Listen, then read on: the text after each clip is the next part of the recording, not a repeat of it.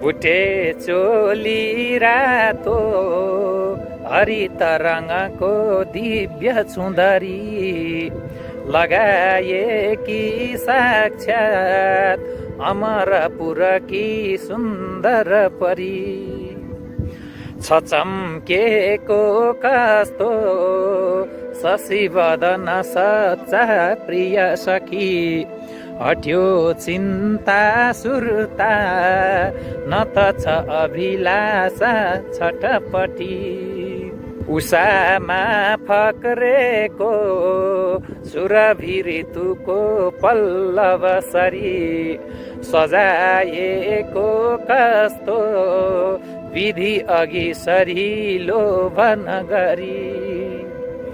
दुवै छन् चम्केका नयन पनि चन्द्रोदयसरी खुलेको झन राम्रो अधर रङ्गिलो बिम्बक परी लजाएको लाग्ने प्रतिपल चमेली कुमुदिनी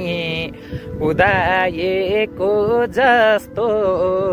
दिनकर दिवामा झलझली पहाडी झरना झैं तलतिर झरेको छ कवरी सजाएको उस्तै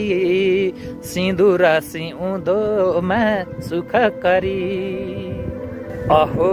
दैवी माया प्रकृति पनि लज्जा बस बनी यता हेर्दै होलिन् कमल नयनको जय भनी नता झरको फरको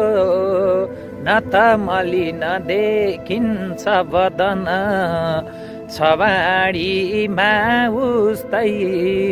मधुमय मिठो कण्ठ सदन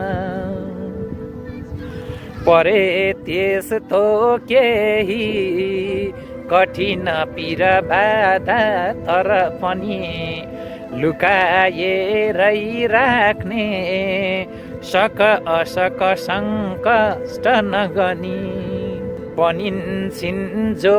आफै शिशिर ऋतुमा त्राण सविता उनैलाई राखी निकट रचियो एक कविता बनिन्छन् जो आफै शिशिर ऋतुमा त्राण सविता उनैलाई राखी निकट रचियो एक कविता उनैलाई राखी निकट रचियो एक कविता। आदरणीय गुरुवर मुक्ति पोखरेलज्यूले रचना गर्नुभएको यस कवितालाई अन्त्यसम्म हेर्नुभएकोमा हेरिदिनु भएकोमा सबैजनालाई हृदयदेखि नै हार्दिक आभार व्यक्त गर्दछु, हार्दिक नमन व्यक्त गर्दछु, हार्दिक कृतज्ञता व्यक्त गर्दछु। जय श्रीमन्नारायण। फेरि पनि अन्य भिडियोहरूमा आउने प्रयास अवश्य पनि गर्नेछु। अस्तु, जय होस्।